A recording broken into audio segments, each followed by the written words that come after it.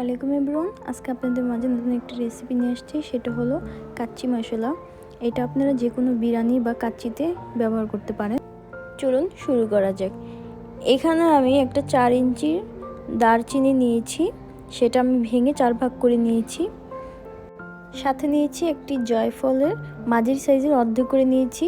এখানে নিয়েছি একটা জয়ত্রী ফুল, হাফ টি স্পুন পোস্তদানা, 1 টিস্পুন জিরা, 1 টিস্পুন ধনিয়া, হাফ টিস্পুন কালো গোলমরিচ, হাফ টিস্পুন সাদা গোলমরিচ, একটা স্টার আনিস, কাজু বাদাম 3টা,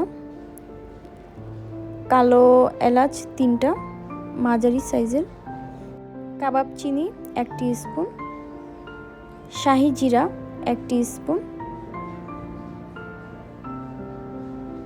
লং নিয়েছি 10টা, এলাচি নিয়েছি 14টা, পেস্তা বাদাম নিয়েছি 3টা, তেজপাতা 2টা, শুকনো মরিচ নিয়েছি 2টা। এখন এগুলো আমি মিডিয়াম আঁচে ভেজে নিব। প্রথমে আমি এই মশলাগুলো দিয়েছি, বাকি মশলা আমি পরে দিব। একসাথে সব মশলা দিলে ওগুলো পুড়ে যাবে। এখন এখানে আমি ধনিয়া, শাহি জিরা, জিরা, তেজপাতা এবং মরিচ দিয়ে নিলাম।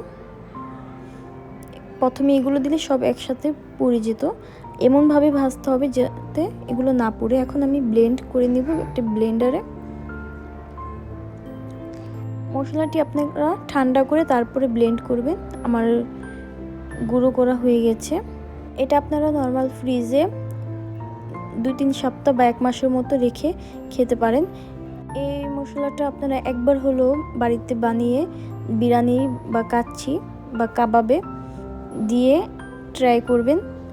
পারফেক্ট বিরিয়ানির স্বাদ পেতে চাইলে আমার মতো সেম প্রসেসে আপনারা এই মশলাটি বানিয়ে একবার হলেও ট্রাই করবেন।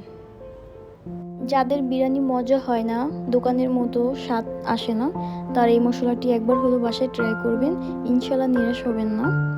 নেক্সট আপনাদের মাঝে আমি বিরিয়ানির রেসিপি নিয়ে আসবো। আজকে এই পর্যন্তই। সবাই ভালো থাকবেন, সুস্থ থাকবেন। আল্লাহ হাফিজ।